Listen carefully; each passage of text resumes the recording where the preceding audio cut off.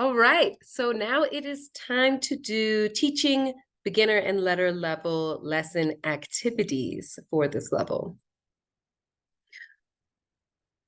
So we're going to start with just a reminder, what are we trying to achieve? We're trying to get beginner and letter level students who do not know all of their ABC sounds or letter sounds or the special sounds in English, or they have trouble blending sounds together, to be able to do that so that they can read simple words. So let's go back to our case study. We have Roombi, and she needs to figure out how she's going to teach her lessons. What does a lesson even look like for this level? Well, all the lessons go into the same order. You start with an energizer, then a chart, then a common activity, reading something, anything really, but reading needs to happen, small group activities, and then the checkpoint, which is your assessment of whether or not the children met the objective for the day. So your energizer needs to be fun and engaging. It needs to grab attention and interest of the learners. The chart should be your ABC action chart, and you're emphasizing, again, all of the actions and the sounds that go with each of the letters. Your common activity should be focused on whatever letters you think need to be focused on that day. Those are the letters that the children find challenging, that we've identified from the previous lessons, and the letters that we are working on for that day. The common activities are for any level group, but you want to customize them to really build toward your objective, right? Your goal of getting those letter sounds to be understood and memorized by the students. Then you have reading. They're not going to be reading long text, right? They can't even recognize letters. They definitely cannot read yet, but you're building them to read words. One reason why we always do reading is because it's easier to hear the individual sounds in words if we hear them in real words, right? If we hear k, ah, and t, individually, they don't really make any sense, but together in cat, oh, that's quite easy. I know cat, so I'm listening to myself to be able to hear k and ah and those t sounds when I'm thinking about the word cat, because it's much more natural for us to know a word than it is for us to know an individual sound. And then we move on. So we've done some reading. We've heard the sounds in the context of real words. We've practiced stretching out short words into their individual sounds, like I just did with cat. I like to play with this. I might say, all right, everyone, let's go out. And they go, what? And you go, out. Or I might say, all right, everyone, pick up your bags. Pick up your bags. And they'll go, what? And you'll say, your bags, right? You're practicing hearing the individual sounds in words so that you're able to connect individual letters to their sound and blend them together to make words. And then you do a small group activity that can be repeating any of the activities above, going over the chart again, doing another common activity, doing the songs. Or you can make a mind map where, again, you are practicing that key skill of blending sounds together to make syllables and words. And lastly, you're checkpointing them. Checkpoint is only assessing the challenging letters. It's not assessing every single letter A to Z, and including the special sounds. And never teach one or two letters at a time. If you have gone through this, you know that it is easier to hear and understand and memorize individual sounds when they're making sense, right? When they make a meaning in a word. So it's much easier to teach k and at and t together as a group than it is to teach them individually alone. And that's why we teach 5 to 10 letters at a time and use word building. Word building is a high impact activity. It's an activity that has a lot of bang for its buck because it helps with decoding, it helps with letter recognition, and it helps build that ear for sounds all at once. So here we are again with the charts and the common activities. You only have one chart. It's the ABC action chart. Simple letter jump and twist, flip cards, and word chain are where you'll start with these recognition of sounds. Only once they've recognized sounds can you then move on to decoding activities like basket game and word building. So what are you doing? You're always having your chart up as a reference. You are going to focus your common activity on the challenging letters of that day, and you want to repeat the same activities. Don't have every single child do an activity all in the same day, right? Have this group do it today, that group do it tomorrow. Repeat those activities so they become very familiar to the students and they start to enjoy them, right? When you're still learning an activity, it's hard to enjoy it. You need to do it a couple of times, right? So there's that. And then we move on to our decoding activities. Decoding activities are just that. They are supposed to build the skill of blending sounds together to make words. So for the basket game, one thing that I have seen is that we have the words in the basket, the children pull out a word, and let's say you have this face of the child here, I don't know this word. And what happens often in the class is other children will look at the word and tell them it's rush, or even the teacher, you might say, that's rush, right? You're just telling them the whole word. They're not actually practicing decoding. So what we want to do is do a double clap whenever a child gets stuck and decode, right? The double clap is to say, don't try and say the whole word. Maybe they even say the wrong word. They might say run, right? Because they're just sort of guessing. They don't know the word. You want to double clap, let's decode, right? And have that child look at the word, letter R, letter U, and SH.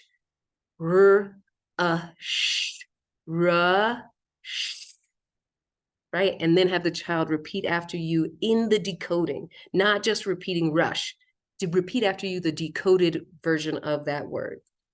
The other main activity is word building with Switch It, where it's very simple. Again, high impact activity, highly encourage this activity to be used and repeated. You have little letter cards. You give 10 or so letter cards to the children, whatever letters they are working on for that day. They write 3 or 4 lines on a page or on the floor, and then they pull down the letter cards to spell a word that is dictated by the teacher. So the teacher might say map, and they have to put the letter cards on the lines to make a word. The lines represent sounds. They don't represent letters.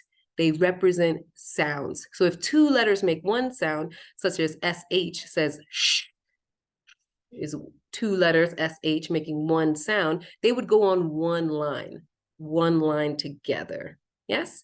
And then you would tell them to switch to a new word. How do we switch map to mat? You would slowly say map and then see if they can switch it to mat. So I'll give an example. Here we have our Switch It game. I've already prepared as the teacher what words I want to switch to. Always begin Switch It with the beginning and ending sounds. Those are the easier sounds to switch. And then you can switch out the vowels or the middle sound. They have their 10 letters, and I'm going to say the first word is mat. Children, please build the word mat on your lines. At. I might even point at, right? Listen to what I'm saying, at. And if they're stuck, you say, well, what letter makes the sound at? Think about each of those sounds. So they would do that. They make the they make the ah, they make the t, and they're good to go. Then we start trying to switch it. So now we want to change that word mat into map. Map.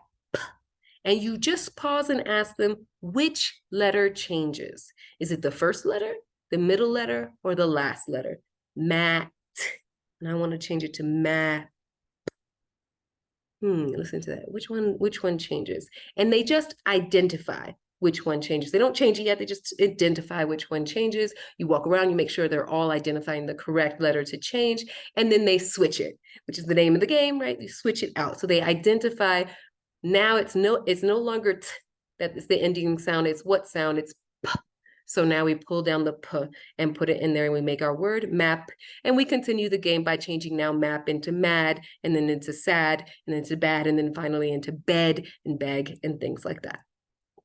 Then we go to reading. In reading, we are reading the letter calendar. That is the main reading material for this group. You can also do simple sentences. It can be simple sentences that you make or simple sentences already from the letter calendar. Great. So let's do a letter calendar. How do we do it? So the steps are quite simple. They go through exactly the same process of how we learn the charts as well. So you start with the letter name and the letter sound. So the capital letter, you say the letter name, then the lowercase letter, you say the letter sound. Then you introduce a key word, such as egg, and the picture is there so that they know the meaning of the word. It's very important that they are not just decoding without meaning, but they're able to understand that that is actually an egg in English. And then there's a simple sentence that word is used in, such as there are 2 eggs. And then you would want to, again, build meaning by translating that, if they have a trouble with understanding what that is in English, into a language they understand. So for example, I know Spanish as a language, so I might translate there are 2 eggs with hay dos huevos. Yes? And so I'm mapping for them. There are 2, dos, eggs, huevos. Yes? And I'm able to build that meaning and that understanding of what that word means, how it sounds, egg. I'm decoding the word egg for them. And I'm also reminding them of, this is the letter that we're learning. We're learning letter E, which makes the sound eh. So then you repeat for all of the words. The procedure is quite simple. You start with letter E, egg. Letter E, elephant. Letter E, elbow. Letter E, exit. Letter E, enter. The line here for vowels is when it starts to switch into long vowels. And so we're not teaching long vowels today, we're just teaching our short vowels, so I'd stop there. So now I've done all the words, and I'd come back and I'd pause and I say, okay, so what's our letter? Our letter is, and then the children say E, and what's the sound it makes? Eh. All right, and what's this? What's the first picture that you see? What is that in English? It is an egg. Yes. Then you start to teach them the sentences. There are 2 eggs. Who can repeat after me that there are 2 eggs? And they would repeat after you, there are 2 eggs. Translate it and make sure that they understand the meaning, the sound, and the sentences. Then we move on to our small group activity. Again, you can mind map, you can complete a letter calendar, or you can decode simple sentences. For the letter calendar, I like to assign each group a different letter. And so this is group this doing M, this group is doing L, this group is doing O, and this group is doing P. And they would read that letter calendar page as a group and then present that page to the rest of the class together. They would also decode simple sentences, only using sounds from the ABC chart, no magic E, no other things, and you decode the sentence as you go. So for example, and we're going to use our ABC action chart to help us. So we'll put a little dot whenever there's one letter making one sound, and we'll put a dash, which is a line. Dash just means line, when there are 2 or 3 letters making one sound. So here we go.